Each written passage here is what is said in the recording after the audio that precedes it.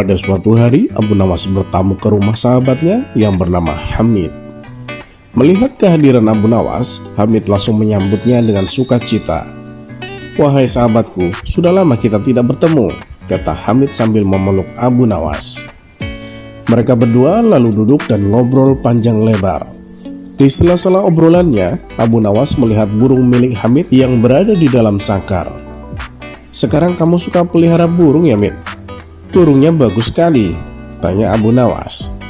"Iya, Bu, sekedar untuk mengusir kejenuhan. Sudah banyak yang menawar dengan harga yang tinggi, tapi tidak aku berikan," jawab Hamid.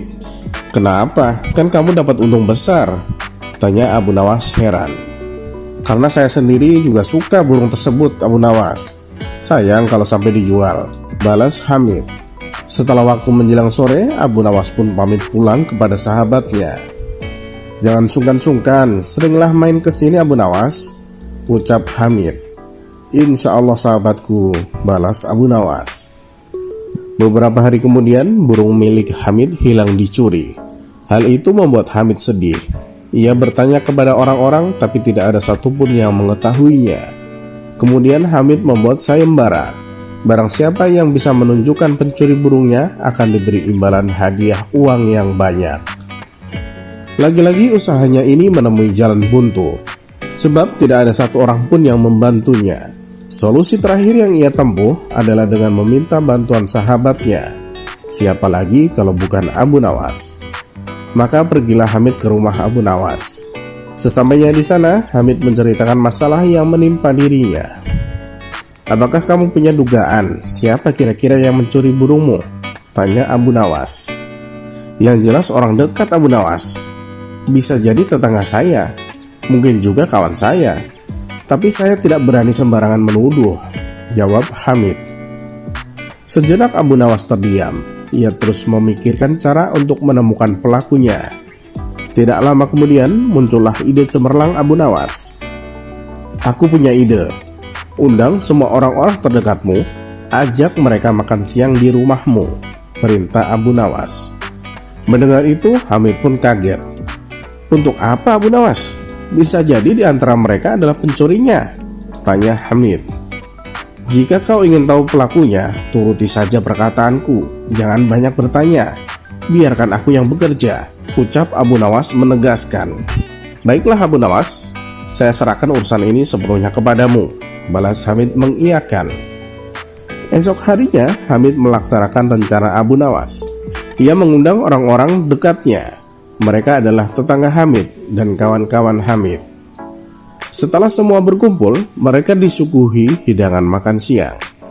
Tiba-tiba Abu Nawas berdiri dan berkata, "Apakah kalian tahu kenapa kita diundang?" Mereka menjawab, "Untuk makan-makan." Abu Nawas kembali bertanya, "Dalam rangka apa kita diundang?"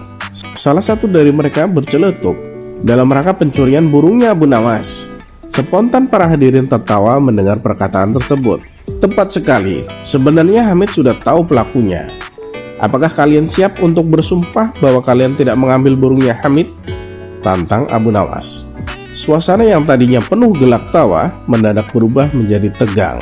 "Jangan tegang begitu, saya hanya bercanda," ucap Abu Nawas meredakan suasana. "Begini kawan-kawan, untuk apa pakai sumpah-sumpahan? Karena sebenarnya saya dan Hamid melihat pelakunya. Dia ada di sini bersama kalian." Mendengar hal itu, orang-orang yang berkumpul di rumah Hamid menjadi penasaran. "Siapa orangnya? Kami ingin tahu," tanya mereka. "Tidak perlu aku sebutkan, nanti biar aku yang akan bicara kepadanya di lain waktu," tutur Abu Nawas. Jawaban Abu Nawas membuat mereka tidak terima. Mereka protes dan berkata, "Tidak bisa Abu Nawas, kami harus mengetahuinya sekarang juga. Kami akan menghukum dan mengusirnya." Situasi pun semakin memanas, dan ini sesuai dengan rencana Abu Nawas. "Tidak perlu kalian lakukan itu, cukup dia merasakan kepanikan dan rasa takut," balas Abu Nawas berpura-pura meredakan suasana. Mereka tetap saja tidak puas dengan jawaban Abu Nawas. Akhirnya mereka memilih bertanya kepada Hamid. "Hei Hamid, beritahu kami siapa pelakunya," desak mereka. Hamid pun menjawab sesuai dengan arahan Abu Nawas.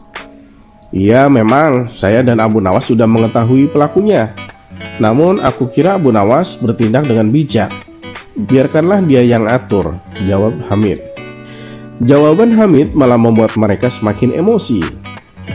Kami tidak akan meninggalkan rumah ini sebelum kami mengetahui siapa pelakunya, kata mereka serempak.